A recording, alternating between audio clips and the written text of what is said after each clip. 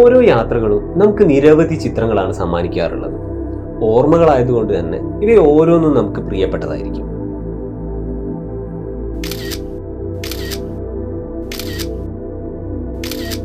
എല്ലാ ചിത്രങ്ങളും കൂടി നമ്മൾ എടുത്തിട്ട് അതൊരു വാട്സപ്പിൽ സ്റ്റാറ്റസ് ആയിട്ടോ അല്ലെങ്കിൽ ഇൻസ്റ്റാഗ്രാമിൽ സ്റ്റോറി ആയിട്ടോ ഒക്കെ ഇടുമ്പോൾ കാണുന്ന ആളുകളെ സംബന്ധിച്ച് ഇതൊക്കെ ക്ലിക്ക് ചെയ്ത് കാണുക എന്ന് പറയുന്നത് കുറച്ച് ഡിഫിക്കൽട്ടാണ്. നമുക്ക് ഈ ചിത്രങ്ങളെല്ലാം ചേർത്തിട്ട് വളരെ എൻഗേജിങ് ആയിട്ടുള്ള വീഡിയോസുകൾ ക്രിയേറ്റ് ചെയ്യാൻ പറ്റും.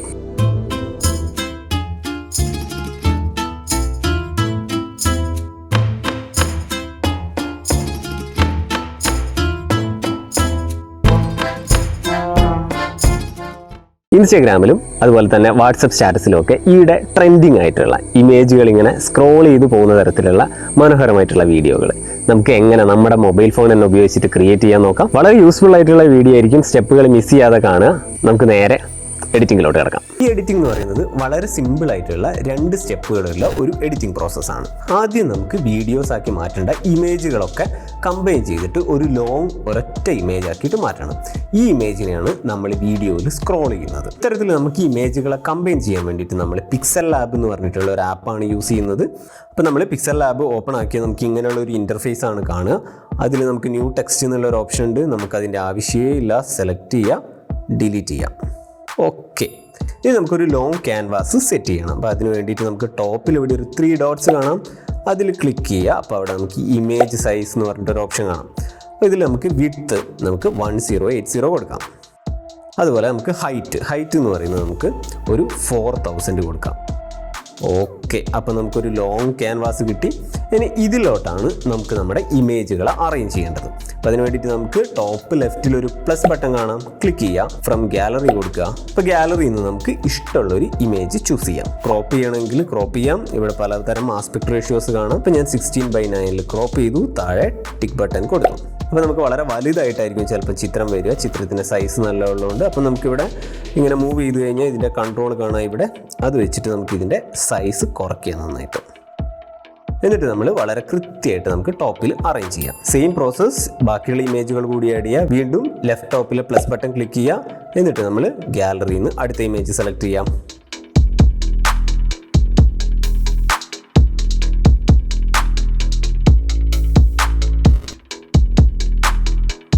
Okay, set. അപ്പോൾ നമ്മുടെ ക്യാൻവാസിൽ നിറയെ ഇമേജസുകൾ നമ്മൾ ആഡ് ചെയ്ത് കഴിഞ്ഞു. ഇനി നമുക്ക് ഇതിൻ്റെ ഔട്ട് എടുക്കാം. അപ്പോൾ നമുക്ക് ടോപ്പിൽ ഇവിടെ സേവ് ബട്ടൺ ക്ലിക്ക് ചെയ്യാം.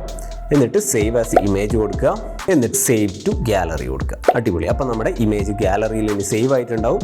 ഇനി നമുക്ക് ആ ഇമേജിനെ എടുത്തിട്ട് വീഡിയോ ആക്കി മാറ്റണം. നമുക്ക് നേരെ VN വീഡിയോ എഡിറ്ററിലോട്ട് പോകാം. അടുത്ത സ്റ്റെപ്പിലോട്ട് പോകും മുന്നേ ഈ വീഡിയോ നിങ്ങൾക്ക് യൂസ്ഫുൾ ആവുകയാണെങ്കിൽ തീർച്ചയായിട്ടും ലൈക്ക് ചെയ്യണം. അതുപോലെ തന്നെ കൂടുതൽ നല്ല വീഡിയോകൾക്ക് വേണ്ടിയിട്ട് ചാനൽ സബ്സ്ക്രൈബ് ചെയ്യുന്ന കാര്യം കൂടെ കൺസിഡർ ചെയ്യാം. ഓക്കെ, ഇനി നമുക്ക് വീഡിയോ എഡിറ്റിങ്ങിലോട്ട് കിടക്കാം. VN വീഡിയോ എഡിറ്റർ ഓപ്പൺ ചെയ്യാം. താഴെയുള്ള പ്ലസ് ബട്ടണിൽ ക്ലിക്ക് ചെയ്യാം. എന്നിട്ട് ന്യൂ പ്രൊജക്റ്റ് സെലക്ട് ചെയ്യാം. എന്നിട്ട് ഫോട്ടോ സെലക്ട് ചെയ്തിട്ട് നമുക്ക് ഗാലറിയിൽ നിന്ന് നമ്മൾ റീസെൻ്റ്ലി ക്രിയേറ്റ് ചെയ്ത ഫോട്ടോ ഇതിലോട്ട് ആഡ് ചെയ്യാം. സെറ്റ്. അപ്പോൾ നമ്മുടെ ഇമേജ് നമ്മുടെ VN എഡിറ്ററിലോട്ട് വന്നു. ഇനി നമ്മൾ ഈ ടൈം ലൈനിൻ്റെ ഏറ്റവും എൻഡിൽ നോക്കിയാൽ ഒരു ബ്ലാക്ക് ലെയർ കാണാം. അത് എൻഡ് ക്രെഡിറ്റ് കൊടുക്കാനുള്ളതാണ്. നമുക്കിതിൽ ആവശ്യമില്ല. സെലക്ട് ചെയ്യുക. എന്നിട്ട് നമുക്ക് ഡിലീറ്റ് ചെയ്ത് കളയാം. ഇനി നമുക്ക് ഈ വീഡിയോയുടെ ലെങ്ത് സെറ്റ് ചെയ്യണം. നമുക്ക് നോർമലി ഒരു ഇൻസ്റ്റാ റീൽസിനോ അല്ലെങ്കിൽ വാട്സപ്പ് സ്റ്റാറ്റസിനോ ഒക്കെ ആയതുകൊണ്ട് നമുക്കൊരു 15 സെക്കൻഡ്സ് ലെങ്ത് കൊടുക്കാം. ഇനി നമുക്ക് ആസ്പെക്ട് റേഷ്യോ കറക്റ്റ് ചെയ്യണം. നമുക്ക് ടോപ്പിലുള്ള ഈ ഐക്കണിൽ ക്ലിക്ക് ചെയ്ത് കഴിഞ്ഞാൽ ഇവിടെ 9:16 എന്ന് പറഞ്ഞിട്ട് ഒരു ആസ്പെക്ട് റേഷ്യോ കാണാം.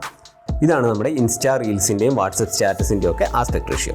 ഇനി നമുക്ക് നമ്മുടെ ഇമേജിനെ ഈ ഫ്രെയിമിൽ കൃത്യമായിട്ട് സെറ്റ് ചെയ്യുക. അപ്പോൾ നമുക്ക് ഇതിൻ്റെ ടോപ്പ് പോർഷൻ ഈ ഫ്രെയിമിൻ്റെ ടോപ്പിലായിട്ട് കറക്റ്റ് വയ്ക്കാം. ഈ ചിത്രത്തിനെ ആനിമേറ്റ് ചെയ്യണം. അപ്പോൾ നമ്മൾ ഈ ടൈം ലൈനിൻ്റെ ഏറ്റവും ആദ്യം വരിക. ടൈം ലൈൻ സെലക്ട് ചെയ്ത് കഴിഞ്ഞാൽ നമുക്കിവിടെ മുകളിൽ കുറേ ഓപ്ഷൻസ് കാണാം. അതിൽ കീ ഫ്രെയിം സെലക്ട് ചെയ്യുക. അപ്പോൾ നമുക്കിവിടെ ഒരു കീ ഫ്രെയിം കൊടുക്കാം. ഓക്കെ, അപ്പോൾ നമ്മൾ കീ ഫ്രെയിം ആഡ് ചെയ്തതിൻ്റെ ഒരു സിമ്പിൾ നമുക്ക് അവിടെ കാണാം. ഇനി നമുക്ക് ഈ വീഡിയോയുടെ ഏറ്റവും എൻഡിൽ പോവാം. നമുക്ക് അവിടെ ഒരു കീ ഫ്രെയിം കൊടുക്കുക.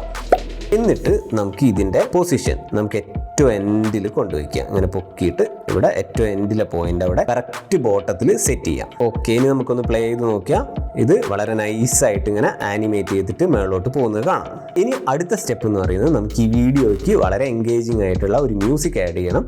അതിന് നമുക്ക് ഇവിടെ ടോപ്പിലുള്ള മ്യൂസിക് ലെയറിൻ്റെ പ്ലസ് ബട്ടണിൽ ക്ലിക്ക് ചെയ്യാം. അപ്പോൾ നമ്മൾ സേവ് ചെയ്ത് വെച്ച മ്യൂസിക്കുകളിൽ ഏതെങ്കിലും ഒരെണ്ണം സെലക്ട് ചെയ്യാം. അപ്പോൾ ആക്ച്വലി എൻഡിങ്ങിൽ ഒരു ഫെയ്ഡ് എഫക്റ്റ് കൊടുക്കുന്നത് നല്ലതാണ്. അല്ലെങ്കിൽ എന്ത് സംഭവിക്കുന്നത് വെച്ചാൽ വീഡിയോ ഷാർപ്പായിട്ട് എൻഡ് ആവും, അത് ഒരു ഭംഗി ഉണ്ടാവില്ല. അപ്പോൾ നമുക്ക് കുറച്ച് സമയം ഫെയ്ഡ് ഔട്ട് കൊടുക്കാം. അതിനുശേഷം നമുക്ക് ഇവിടെ താഴത്തെ ടിക്ക് ബട്ടൺ ക്ലിക്ക് ചെയ്യാം. ഓക്കെ, അപ്പം നമ്മുടെ വീഡിയോ റെഡിയായി. ഇനി നമുക്ക് ആകെ ചെയ്യേണ്ടത് എക്സ്പോർട്ട് കൊടുത്താൽ മതി. ടോപ്പിൽ ഇവിടെ എക്സ്പോർട്ട് ക്ലിക്ക് ചെയ്യാം. എക്സ്പോർട്ട് ക്ലിക്ക് ചെയ്തിട്ട് നമുക്ക് റെസൊല്യൂഷൻ ഫുൾ HD 1080 കൊടുക്കാം. എന്നിട്ട് ഇവിടെ താഴെ ടിക്ക് ബട്ടൺ ക്ലിക്ക് ചെയ്യാം. ഓക്കെ, അപ്പം നമ്മുടെ വീഡിയോ ഗാലറിയിൽ സേവ് ആയിട്ടുണ്ടാവും.